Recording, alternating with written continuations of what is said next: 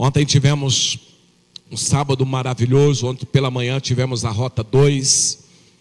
Depois tivemos o Café Solidário. Foi maravilhoso, uma bênção. Onde você vai, filho? Que é isso? Vai me abandonar, olha só que absurdo. Mas tudo bem, eu te perdoo, vai e não peque mais. E volte à noite para poder ficar aqui direto, viu? Ontem nós tivemos o Café Solidário, queridos. O Café Solidário foi maravilhoso.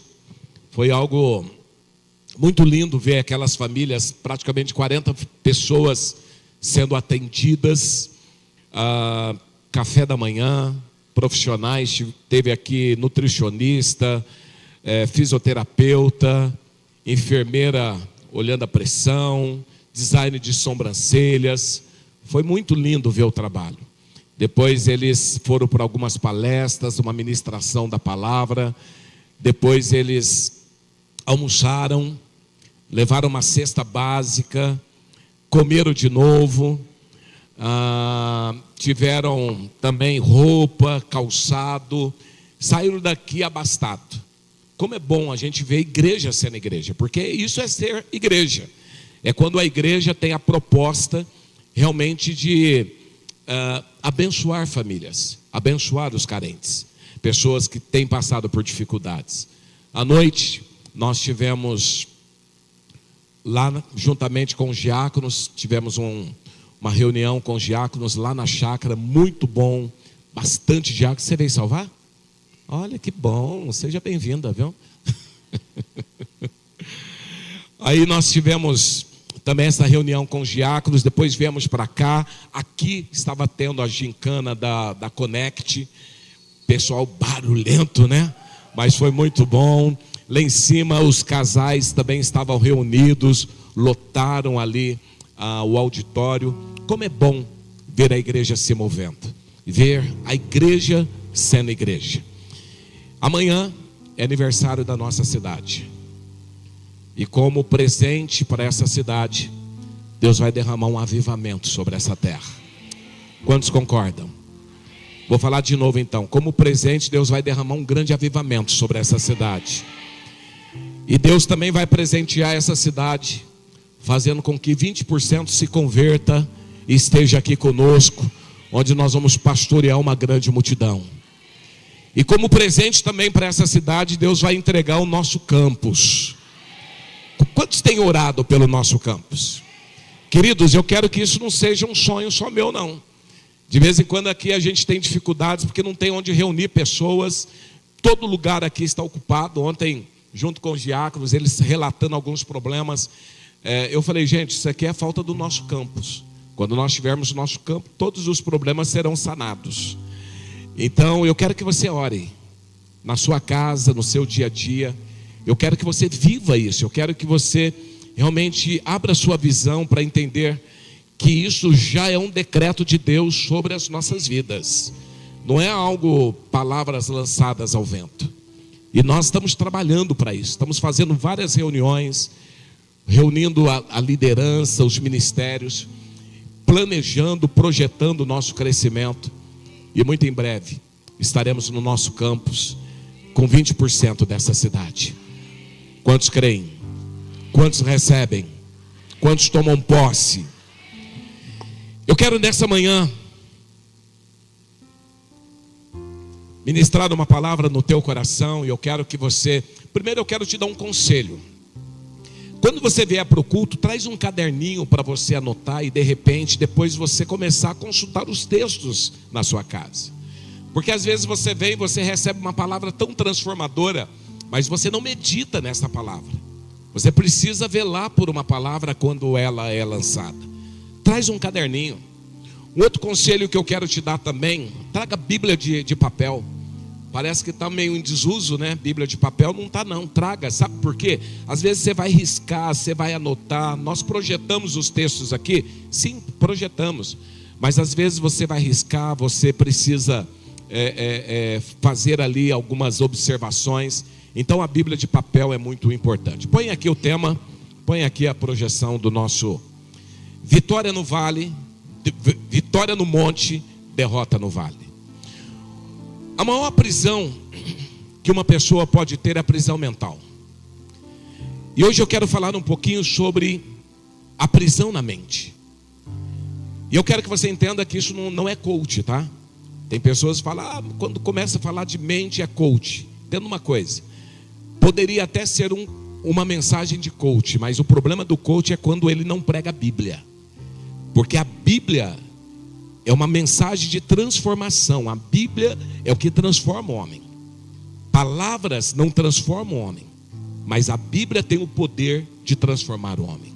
Então, quando nós pregamos a palavra, quando nós pregamos a Bíblia tem o poder de transformar o homem. Então eu vejo, queridos, que o maior problema hoje da nossa sociedade, do nosso tempo, é que pessoas estão escravizadas na mente. Pessoas que saíram do inferno, mas são pessoas que muitas vezes têm uma mente infernal.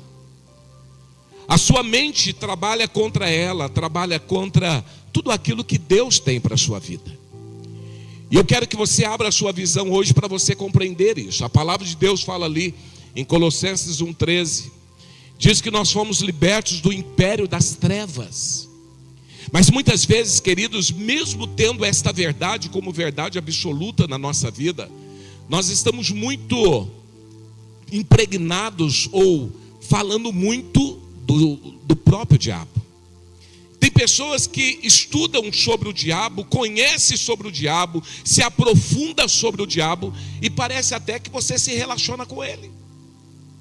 Nós precisamos começar, queridos, a entender que o diabo ele só tem aquilo que nós damos a ele. Mas eu preciso começar a compreender que as batalhas, a guerra, ela já foi vencida. Porém, muitas vezes nós perdemos a batalha. Nós vencemos a guerra e perdemos a batalha. E hoje você vai entender isso. Por que essas pessoas, elas ganham, vencem a guerra? Porque a grande verdade, queridos, que a guerra já foi vencida. A guerra já está ganha. Mas ainda tem muitos crentes perdendo batalha porque a guerra é espiritual. Porém a batalha é na mente. Você consegue entender a diferença disso? Quando eu falo sobre guerra, eu estou falando sobre um contexto, queridos, de algo que Jesus já fez, que Jesus já lutou e Jesus já venceu. Por isso você não está lutando nenhuma guerra, a guerra já está vencida. Jesus venceu a guerra. Porém, às vezes nós perdemos a batalha, porque a batalha é na mente. E muitas vezes nós estamos aprisionados na mente. E é interessante, queridos, que quando nós olhamos para a Bíblia, o Novo Testamento, a maior parte do Novo Testamento foi escrito por quem? Por quem? Paulo. E o apóstolo Paulo, ele traz uma clareza sobre o mundo espiritual, que é uma coisa tremenda. O apóstolo Paulo, quando ele fala sobre guerra, sobre batalha espiritual, sobre a vitória de Cristo, quem nós nos tornamos, e nas nossas últimas mensagens nós pregamos sobre isso, nós falamos sobre isso, justiça, juízo, falamos sobre a essência da justiça, falamos sobre tantos ensinamentos, que são ensinamentos transformadores. E o apóstolo Paulo, ele nos traz uma clareza muito grande, que Jesus venceu a guerra. Ele traz uma clareza sobre o mundo espiritual, ele traz uma clareza sobre guerra, que é algo tremendo. Mas você também observa que ninguém falou mais sobre a mente, a batalha na mente, do que o apóstolo Paulo. Então a nossa maior batalha, queridos, não é a guerra, porque a guerra já está vencida, mas a nossa maior batalha é a mente do homem. Nós precisamos mudar a nossa mentalidade, nós precisamos transformar esta mentalidade e começar a viver o que a palavra de Deus diz. Filipenses, Paulo fala aqui em Filipenses capítulo 4, verso 8: finalmente, irmãos, tudo que for o quê? Verdadeiro, tudo que for nobre, tudo que for correto, tudo que for puro, tudo que for amável, tudo que for de boa fama, se houver algo de excelente ou digno de louvor, pensem nessas coisas. Pensem nessas coisas. Então o apóstolo Paulo, ele está falando aqui o que precisa ocupar a nossa mente. Porque às vezes nós estamos ocupando a nossa mente de lixo, de informações ruins. E aí nós começamos a viver um evangelho aquém daquilo que Deus tem para nós, porque a nossa mente, ela está sendo bombardeada de informações ruins, ou nós colocamos lixo na nossa mentalidade. E nós precisamos mudar isso. Colossenses 3, 1 e 2, portanto, já que vocês ressuscitaram com Cristo, quantos aqui já ressuscitaram com Cristo? Quantos aqui já morreram com Cristo, já foram sepultados com Cristo e já ressuscitaram com Cristo? Diga aleluia. Então ele diz, portanto, vocês que ressuscitaram com Cristo, procure as coisas que são do alto, onde Cristo está sentado à direita de Deus. Mantenha o quê? Os pensamentos em quê? Nas coisas do alto, e não nas coisas aqui da terra. Em Romanos capítulo 12, verso 2, também ele diz, não se amodem ao padrão deste mundo, mas transforme-se pela renovação da sua mente, para que sejam capazes de experimentar e comprovar a boa, agradável e perfeita vontade de Deus. Quem disse tudo isso? Quem disse tudo isso? E a grande verdade, queridos, para mim ninguém foi mais Cristo do que Paulo.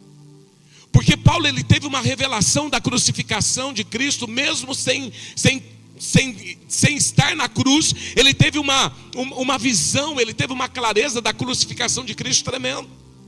Mas aí você olha que o apóstolo Paulo, ele começa a trazer aqui ensinamentos sobre essas batalhas. Então entenda algo, muitas vezes vencemos a guerra, mas perdemos a batalha. A guerra é espiritual e a batalha é na mente. E eu vou provar isso para vocês agora. Nós vamos caminhar dentro de um texto, vamos ler bastante a Bíblia hoje, vamos caminhar dentro de um texto e nós vamos entender esta verdade espiritual. Vamos para 1 Reis capítulo 18. Nós vamos começar no verso 22. Aqui é o texto de Elias, profeta Elias. Todos nós conhecemos esse texto muito bem.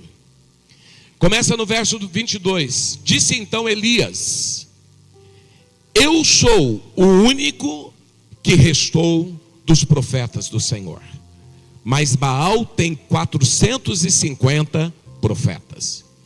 Então vamos começar a ter clareza aqui sobre a guerra que o profeta Elias, ele entrou. Primeira coisa, o profeta Elias, ele está sozinho contra 450 profetas de Baal. E aqui então começa a batalha. Verso 23, tragam 2 novilhos, escolha eles um e cortem-no em pedaços e ponha sobre a lenha.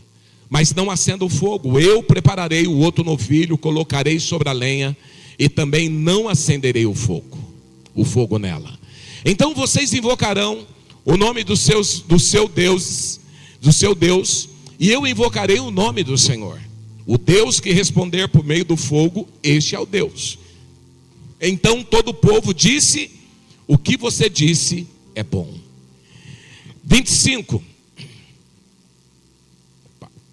Elias disse aos profetas de Baal: escolha um dos novilhos e preparem-no primeiro. Visto que vocês são tantos, clame pelo nome do seu Deus, mas não acenda o fogo. Então pegaram o novilho que lhes foi dado e prepararam, e clamaram o nome de Baal desde a manhã até o meio-dia. Ó Baal, responda-nos. Gritavam e dançavam em volta do altar que haviam feito, mas não houve nenhuma resposta, ninguém respondeu. Ao meio-dia, Elias começou a zombar deles. Gritem mais alto, dizia, se ele é um Deus, quem sabe ele está meditando, está ocupado, viajando, talvez esteja dormindo e precise ser despertado. Então passaram a gritar ainda mais alto, ferir-se com espadas e lança, de acordo com o costume deles, até sangrarem. Passou o meio-dia e eles continuaram profetizando em transe até a hora do sacrifício da tarde. Mas não houve resposta alguma, ninguém respondeu, ninguém deu atenção. Então Elias Disse a todo o povo: aproxime-se de mim. O povo aproximou-se e Elias reparou o altar do Senhor que estava em ruínas. Depois apanhou 12 pedras, uma para cada tribo dos descendentes de Jacó, a quem a palavra do Senhor tinha sido dirigida, e disse: seu nome será Israel. Com as pedras construiu o altar em honra ao nome do Senhor, cavou ao redor do altar uma valeta de capacidade de 2 medidas de semente, depois arrumou a lenha, cortou o novilho em pedaços, pôs sobre a lenha, então lhe disse: encham de água 4 jarros grandes e derramem sobre o holocausto e sobre a lenha. Façam novamente, disse eles, e eles fizeram de novo. Façam pela terceira vez, ordenou, e eles fizeram pela terceira vez. A água escorria do altar, chegando a encher a valeta. A hora do sacrifício, o profeta Elias colocou-se à frente e orou: ó Senhor, Deus de Abraão, de Isaque, de Israel, que hoje fique conhecido que tu és Deus em Israel, e que eu sou o teu servo, e que fiz todas essas coisas por ordem sua. Responda-me, ó Senhor, responda-me, para que este povo saiba que tu és Deus, que tu, ó Senhor, és Deus, e que fazes o coração deles voltar para ti. Então o fogo do Senhor caiu, queimou completamente o holocausto, além das pedras, o chão também secou totalmente a água na valeta. Quando o povo viu isso, todos caíram prostrados e gritaram: o Senhor é Deus, o Senhor é Deus. Então Elias ordenou: prendam os profetas de Baal, não deixe ninguém escapar. Eles os prenderam, e Elias os fez descer ao riacho de Quizon, e lá os matou. Queridos, imagina a cena. Elias, ele chama os profetas de Baal. Quem eram os profetas de Baal? Imagine aqui 450 macumbeiros, feiticeiros, 450 homens que adoravam outros deuses, 450 bruxos. E Elias agora faz uma proposta: vamos fazer o seguinte, nós vamos saber agora quem é o Deus verdadeiro. Nós vamos pegar o novilho, colocar sobre o altar, preparar o altar, e vamos clamar. Eu clamo ao meu Deus e você clama aos seus deuses. E o Deus que responder por fogo, esse será o Deus verdadeiro. Só que Elias, ele não perguntou para Deus: Deus, o senhor topa essa proposta? Elias tinha uma intimidade com Deus tão grande que ele sabia quem era o seu Deus. E por essa razão Elias simplesmente, ele desafiou os 450 profetas sozinho, crendo naquilo que Deus iria fazer. E ele foi tão ousado, queridos, porque o resultado seria o seguinte: quem perder, morre. Então Elias, ele colocou o seu pescoço à prova. Se o meu Deus não responder por fogo, eu morro. Podem me matar. Se o teu Deus não responder por fogo, eu mato vocês todos. Mas era 1 contra 450. Imagina a cena. E a Bíblia fala que eles começaram a clamar: Baal, Baal. E quando dá meio-dia, Elias começa a zombar deles. Elias fala: grita mais alto, talvez o seu Deus esteja dormindo, foi no banheiro, ele não está ouvindo. Queridos, comece a olhar a autoridade desse homem. Comece a olhar a ousadia deste homem. Comece a observar a coragem deste homem. Esse homem tinha uma confiança em Deus que era algo sobrenatural. E como resultado, todos nós conhecemos o final. Baal não responde. Elias vai lá, repara o altar, chama todo mundo, clama a Deus, joga água sobre o altar, e quando o fogo desce, a Bíblia diz que o fogo então, ele consome o altar, lambe a água, e todos os 450 profetas de Baal, feiticeiros, macumbeiros, eles ficam olhando para Elias, e eles ficam indignados, sabendo que existe um Deus verdadeiro. Porém, qual que era a proposta? Quem perder, morre. E a Bíblia diz então que eles descem ao riacho de Quizon, e Elias mata os 450 profetas de Baal. Tenta imaginar a coragem. Tenta imaginar a ousadia. Tenta imaginar que homem de fé. Esta era uma guerra que Elias travou. Ele travou uma guerra tremenda, algo que foi poderoso. Mas a Bíblia mostra que naquela guerra, Elias venceu. Mas quando nós continuamos a ler esse texto, nós vemos aqui uma guerra que foi vencida. Mas agora quando nós vamos para o capítulo 19 de 1 Reis, vamos acompanhar alguns versículos. Ora, Acabe, quem que era Acabe? Acabe era o rei banana de Israel. Acabe, ele chega em casa então chateado. Ele chega em casa triste, porque ele fica sabendo daquele duelo, ele fica sabendo da morte dos 450 profetas de Baal. E ele chega lá e ele conta a Jezabel tudo que Elias tinha feito e como havia matado todos aqueles profetas à espada. Então Acabe, quando fica sabendo da situação, Elias, aquele homem de Deus, aquele homem de coragem, aquele homem venceu a guerra de uma forma tão eficaz, aquele homem com tanta autoridade. Ele chega em casa chateado, chega para Jezabel e fala: olha, Elias matou todos os profetas. Elias, ele eliminou os profetas de Baal. Verso 2, por isso Jezabel então ela pega, manda um WhatsApp para Elias. Ela manda um mensageiro a Elias falando o seguinte: olha, que os deuses me castiguem com todo rigor, caso amanhã nesta hora eu não faça com a sua vida o que você fez com eles. Qual seria a resposta sensata de um homem que acabou de matar 450 profetas de Baal? Qual seria a resposta sensata de um homem tão corajoso, que ele faz um desafio sem perguntar para Deus se podia ou não, mas com tanta coragem, com tanta fé, falando: meu Deus é tão grande que meu Deus ele vai responder por fogo. O Deus de vocês não serve para nada, o Deus de vocês não é nada. Esse homem era tão corajoso que ele zombava, meio-dia ele zombava daqueles macumbeiros, ele zombava dizendo assim: cadê o Deus de vocês? E não era 1, 2 não, meu irmão, era um número maior de pessoas que estavam aqui, eram 450 profetas.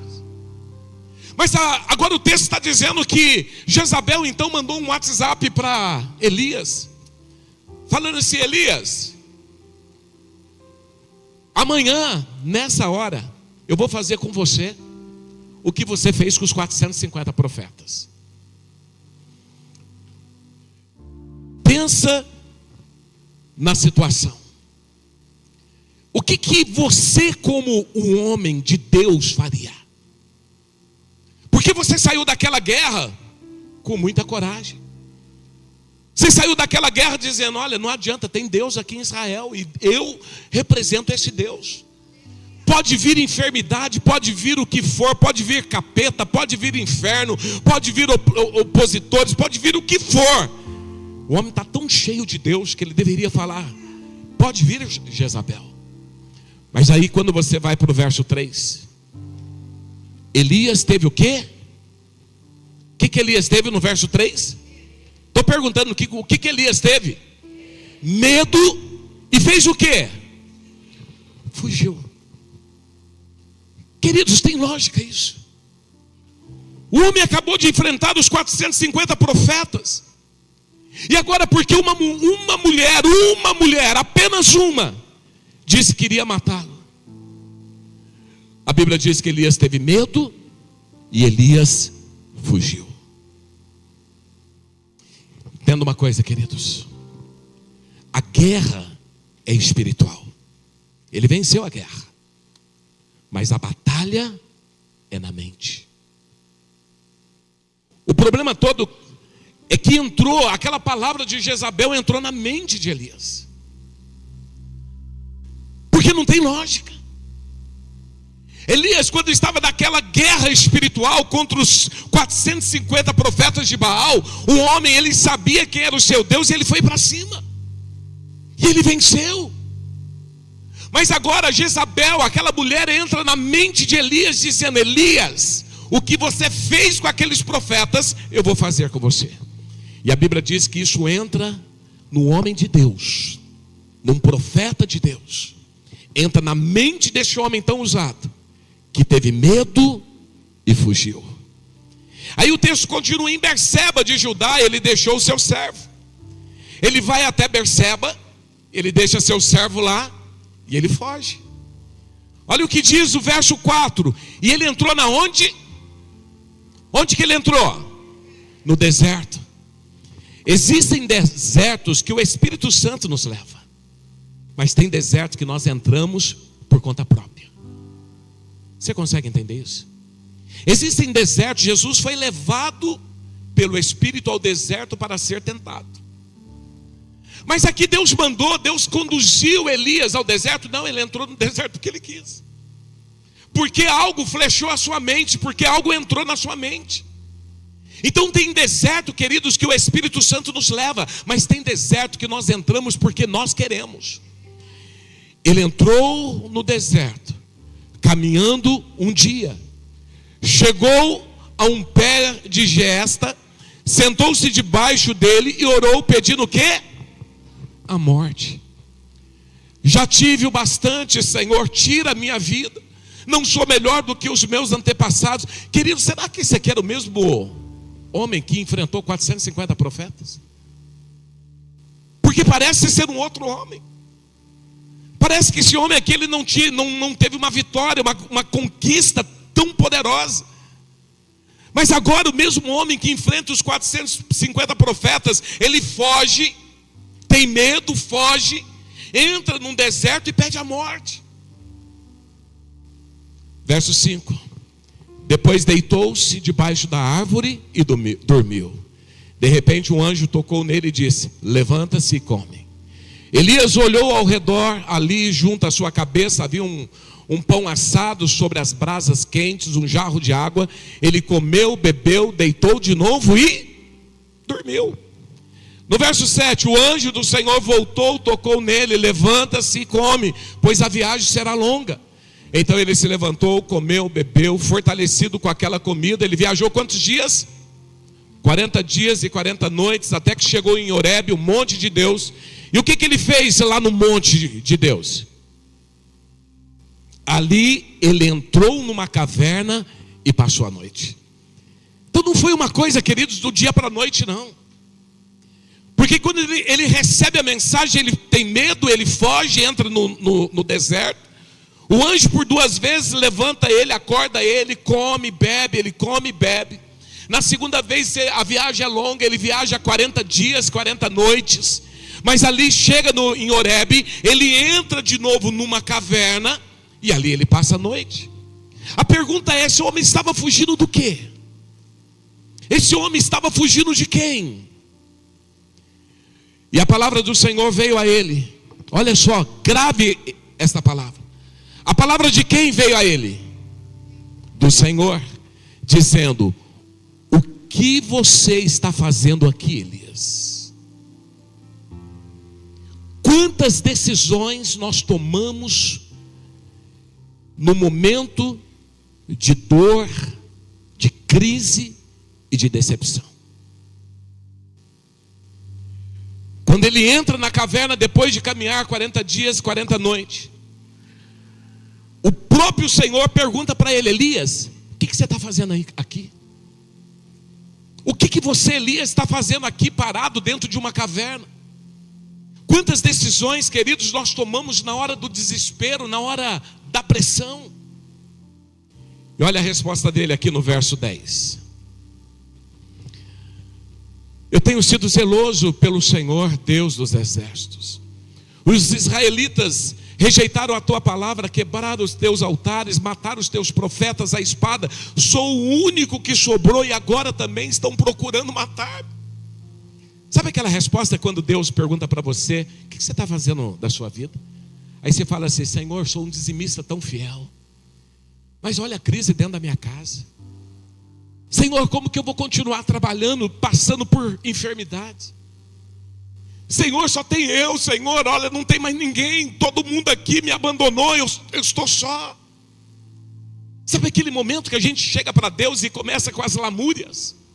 E Deus pergunta: o que você está fazendo da tua vida, meu irmão? O que você está fazendo daquilo que eu te dei?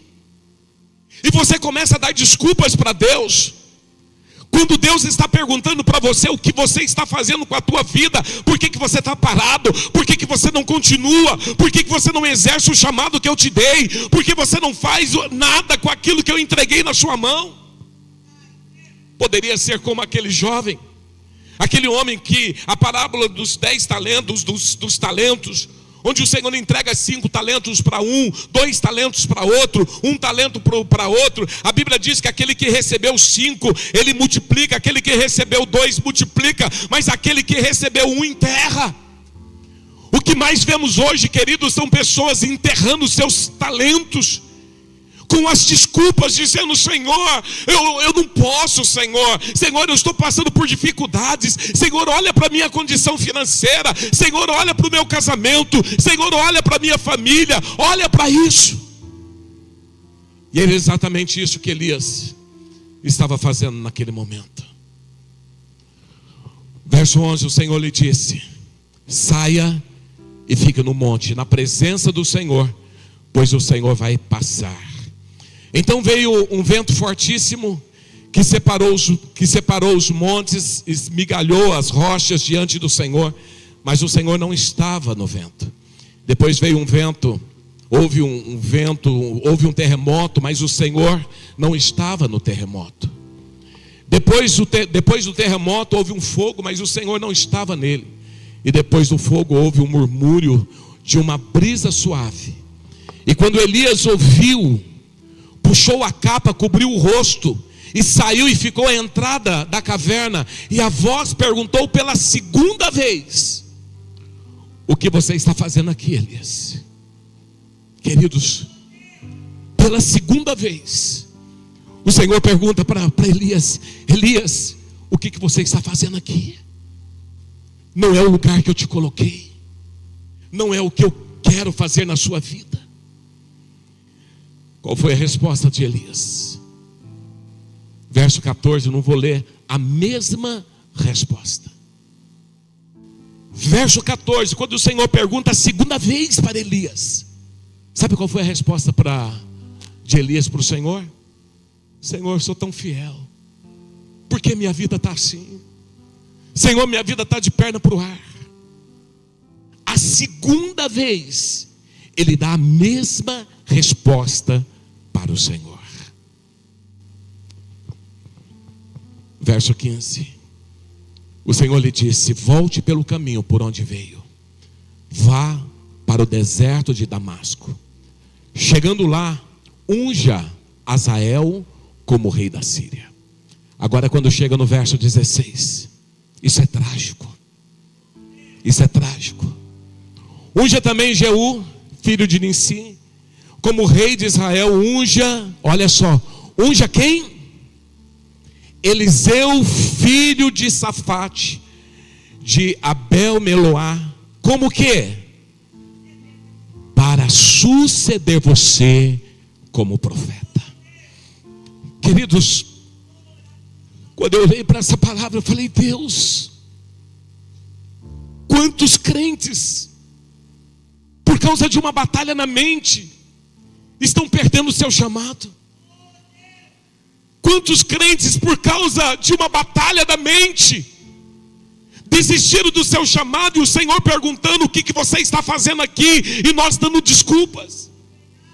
E Deus simplesmente interrompendo o nosso chamado, colocando outra pessoa, porque estamos nas nossas crises, nas nossas desculpas, nos nossos medos, nas nossas derrotas, nos nossos fracassos, dizendo: Senhor, não posso. Olha para a minha condição, Deus, olha para a minha vida. Quando nós olhamos para esse homem, queridos, nós vemos que o final dele foi um final abençoado, foi arrebatado, subiu. Mas nós vemos que a pergunta é: será que era hora dele terminar o ministério dele? Porque 2 vezes Deus pergunta para ele: o que você está fazendo aqui? O que você está fazendo aqui não é o lugar que eu te coloquei. 2 vezes Deus olha para Elias e Deus fala: Elias, o que você está fazendo neste lugar, dentro de um deserto, dentro de uma caverna? Não é o lugar que eu te coloquei. Mas ele dando desculpas. Quantas desculpas nós estamos dando para Deus? Deus, as minhas crises, os meus medos, os meus traumas, as minhas dificuldades, as minhas ansiedades. Senhor, damos tantas desculpas, sendo que Deus olha para nós e Deus pergunta: o que você está fazendo? Queridos, essa palavra precisa entrar no teu espírito, porque a guerra foi vencida. A única coisa que Elias precisava fazer era vencer a batalha. Como isso começou? Porque a mente de Elias foi atingida por uma palavra de uma mulher, sendo que este homem, ele venceu a guerra com 450 profetas. Quantas desculpas, quantas desculpas. Entenda uma coisa: essas desculpas não vai comover o coração de Deus. Mas se Deus não puder contar mais com você, Deus levanta outro. Deus levanta Eliseu. Se Deus não puder contar com você, queridos, Deus vai levantar pessoas que Ele pode contar. Todos os dias, na minha oração, eu falo: Deus, eu estou 100% comprometido contigo. Porque, queridos, o meu medo, eu não tenho medo de ungir a próxima geração. Mas o meu medo, queridos, é ungir alguém no meu lugar por falha minha, por erro meu, porque eu fui incapaz de fazer o que Deus tinha para a minha vida. O meu medo, querido, não é ungir pessoas. O meu medo é ser rejeitado por Deus, porque estava no lugar que Deus não me colocou. Elias, ele havia vencido a guerra, mas agora Elias perde a batalha. Entenda algo: Deus está sacudindo essa igreja. Deus está acordando você. Porque Deus tenta uma vez, Deus tenta duas. Deus fala uma vez, Deus fala duas. Mas se você não se posicionar, meu irmão, e vencer essa batalha na sua alma, vencer essa batalha na sua mente, Deus vai levantar outra pessoa no seu lugar. Nós precisamos abrir a nossa visão e entender que as nossas crises, nós estamos muitas vezes aprisionados num sistema de crença. Achamos que para Deus nos usar, tudo tem que estar tranquilo, tudo tem que estar fluindo, eu tenho que estar prosperando, eu tenho que estar com a conta abastada, eu tenho que ter todos os problemas resolvidos. Não! Tem muitos problemas, queridos, que você vai vencer ao longo do caminho, ao longo da caminhada, mas você não pode desistir ou sair do lugar que Deus te colocou. Colossenses capítulo 2. Eu vou provar para você. Eu vou provar para você que a nossa guerra já foi vencida. Olha só o que fala aqui, Colossenses capítulo 2, verso 14. Olha só: tendo cancelado o escrito de dívida que era contra mim. Diga: contra mim. Diga mais forte: contra mim. Mais forte: contra mim. Então Paulo está dizendo: tendo cancelado o escrito de dívida que era contra mim, e que constava de ordenanças, o qual nos era prejudicial. O que ele fez?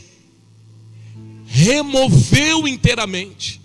Isso quer dizer que não tem mais nada contra mim, mais nada contra você. O diabo não tem poder sobre a tua vida. O diabo não tem poder sobre a tua casa.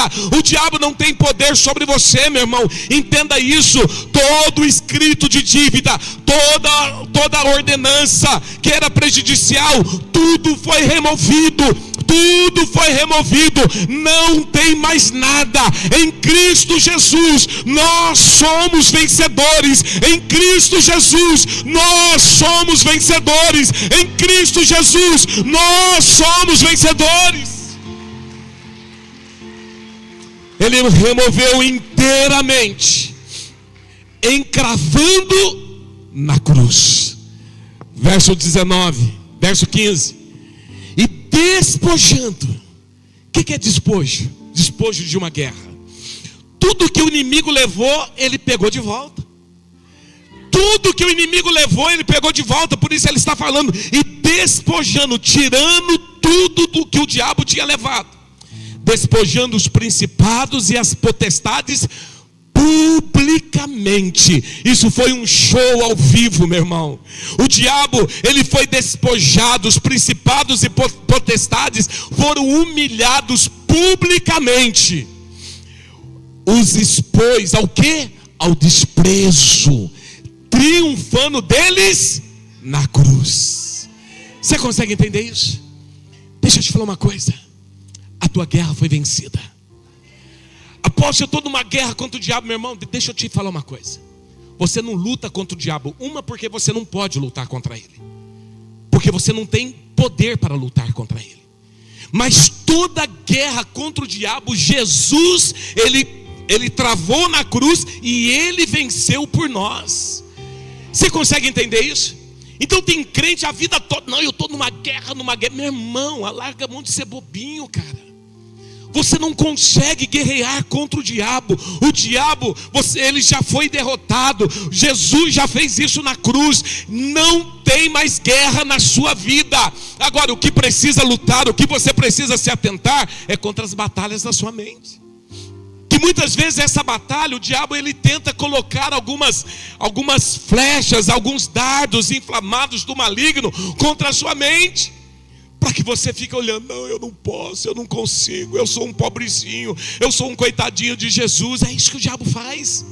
Mas a guerra, queridos, já venceu. O diabo, você não precisa lutar de novo, você não precisa guerrear, porque a guerra foi vencida. A única coisa que você precisa fazer é proteger a sua mente, é começar a entender quem você é em Cristo Jesus. Porque em Cristo Jesus, em Adão eu era um derrotado, mas em Cristo Jesus eu sou mais do que vencedor. Em Cristo Jesus o diabo não tem poder na minha vida. Em Cristo Jesus eu posso todas as coisas. Em Cristo Jesus a enfermidade já foi vencida. Em Cristo Jesus eu fui liberto. Em Cristo Jesus eu fui salvo. Sozo. Quando você foi salvo, você foi liberto, você foi curado. Não há mais enfermidade sobre a sua vida, não há mais peso sobre a sua vida, não há mais condenação sobre a sua vida. Em Cristo Jesus nós vencemos. Mas aí o diabo, ele tenta colocar na nossa mente: vou destruir tua vida, vou acabar com você, vai vir a crise financeira, seus negócios vão dar errado, vou destruir a sua casa. Se nós não tivermos a mente de Cristo, por isso que nós precisamos colocar o capacete da salvação, para que os dardos inflamados do maligno não penetrem na nossa mente. E eu preciso entender também, querido, que se eu não sair do lugar que Deus não me colocou, Deus vai ter que levantar outro. Porque Deus está falando: o que você faz aí?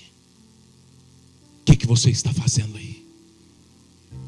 Eu preciso começar a entender, queridos, que uma pessoa só morre quando encerra o propósito, ou quando essa pessoa foge do propósito.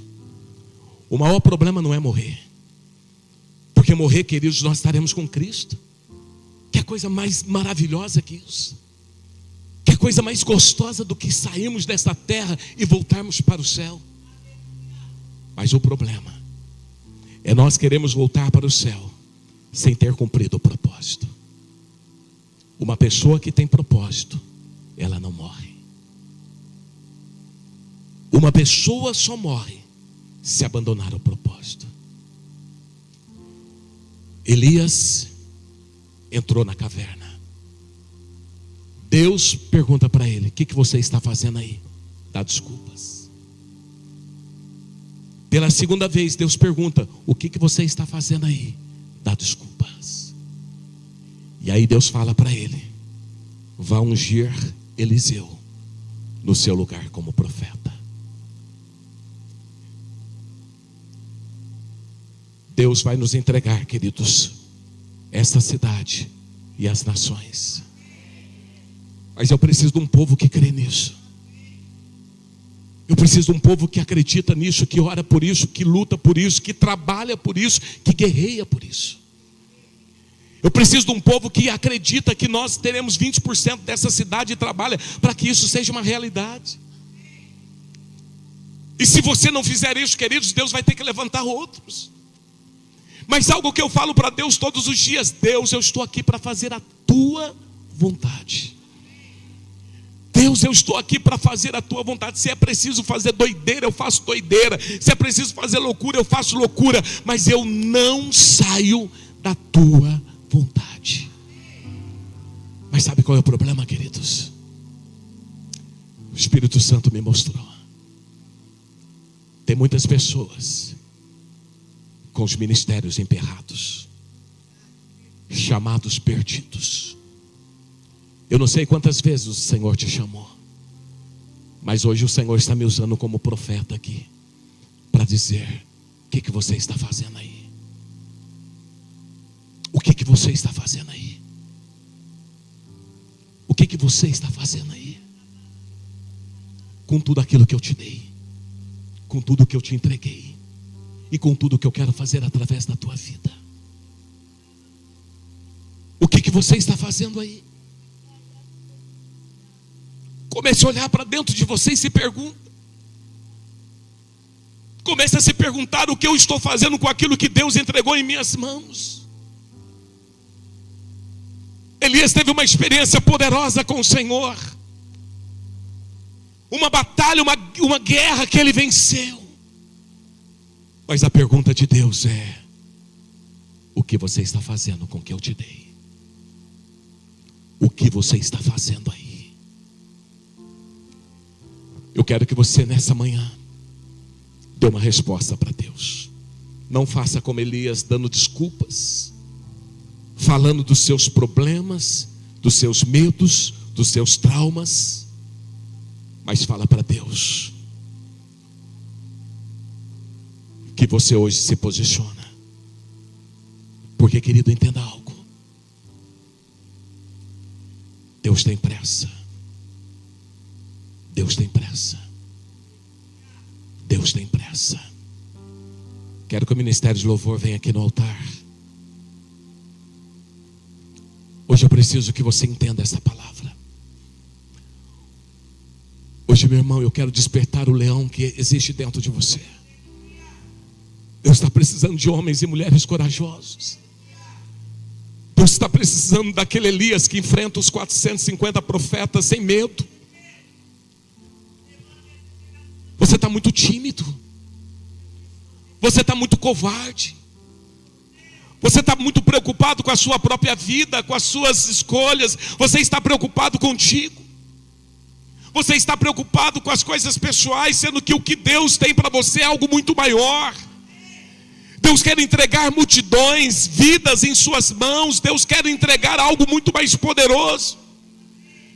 Deus quer fazer algo tremendo na sua vida, mas você precisa acordar. Meu irmão, tire esse leão que está dentro de você. Deus precisa de homens de coragem, homens que dizem: apóstolo, é para ganhar 20% dessa cidade, conta comigo, eu estou dentro, vamos embora, apóstolo. Precisa pregar na rua, eu prego na rua. Precisa fazer GND, eu faço GND. O que precisa ser feito, eu vou fazer. Mas eu não vou ungir ninguém no meu lugar por erro meu. Não vou. Hoje é o momento, querido, de você se levantar como profeta nesse lugar. Ah, meu irmão, lembra lá atrás como você era corajoso, ousado, como você pregava a palavra de Deus, como você fazia, como que você trabalhava para Deus, como que você era uma pessoa incansável, como você agia diante das coisas espirituais. E hoje o Senhor está te dizendo: o que você faz dentro dessa caverna? Saia dessa caverna. Fica de pé. Eu quero orar por você, meu irmão. Eu não sei se você está entendendo, queridos, mas esta é a oportunidade que Deus está dando por uma mudança, por uma mudança, por uma mudança, por uma mudança. E nesta manhã o Espírito Santo, ele bradou aqui com muitas pessoas que estão aqui fazendo a pergunta: o que você está fazendo aí? E hoje é o dia de você se posicionar. Eu não vou demorar nesse apelo, mas se você quer sair dessa caverna, se você quer estar no lugar que Deus tem para a tua vida, sai agora do teu lugar, vem aqui no altar. Se preciso for, se prostre aqui no altar, dizendo: Senhor, eu vou voltar a ser quem o Senhor sempre me chamou para ser.